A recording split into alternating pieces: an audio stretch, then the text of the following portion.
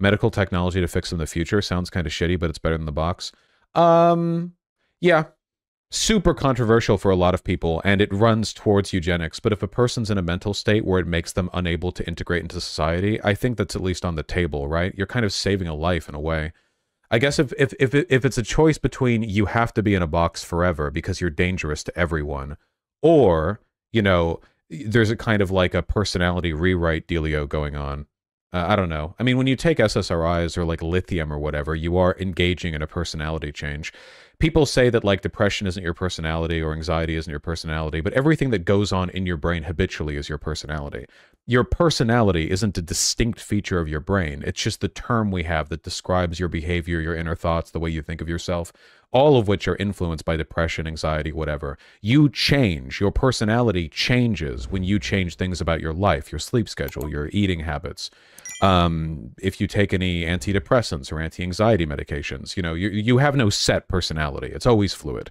So if there was a way to alter a person's personality in that way, it runs pretty like dystopian, I guess, because then you get the idea of like, you know, 1984, like, oh, you're a murderer, change your personality and you become not a murderer or whatever. But I guess the issue is that for a lot of people, you know, people have the capacity to make decisions and sort of judge right from wrong. But if the question is, if a person is so autistic that they legitimately don't have the regulatory processes to allow them to do that, if they don't really have a choice in the matter, is it more humane to put them in a box forever because they're a threat to everyone else, or to if you had like a pill that like halved your level of autism, which a lot of you could stand to take, by the way.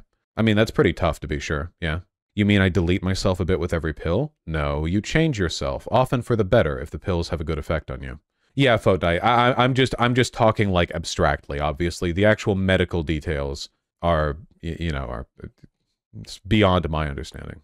Yeah, you got to take your normal pills. I wonder if, like, you know, a lot of this stuff is chemical at its root. If there was like a drug that people could take that would like help them with anger issues or something like that, or with like mood regulation. I don't know. Lithium helps with mood regulation. There are things that help with anger, but you know, a more pointed, direct weed. We finally found it, guys. Let's go. Valium helps with anger. Yeah. You take something like that? Yeah, I've heard Valium can do good stuff. I don't take Valium. I take lithium and Adderall. You know, that's the stuff that I take, but would fentanyl help? That's the thing the government doesn't want you to know. Fentanyl actually helps with everything. All life problems. What does lithium do for you?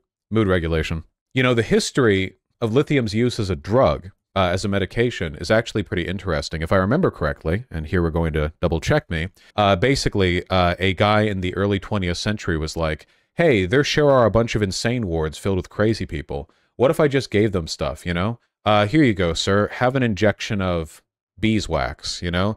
Here we go, whatever, you know? And eventually he settled on lithium, and the lithium fucking cured everybody, and then they all died from lithium poisoning.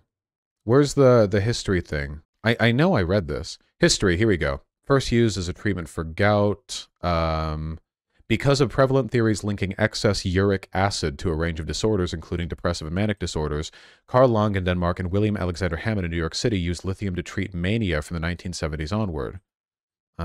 Okay, but that's what I want to know about. I want to know about William Alexander Hammond. There we go. I want to know about his study and research. Man, where's the article on this? I read it. I think I even read it on stream.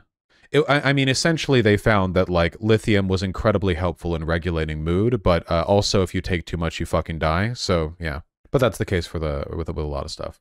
It's going to be a citation. It's tangential. I don't need to dig into it heavily.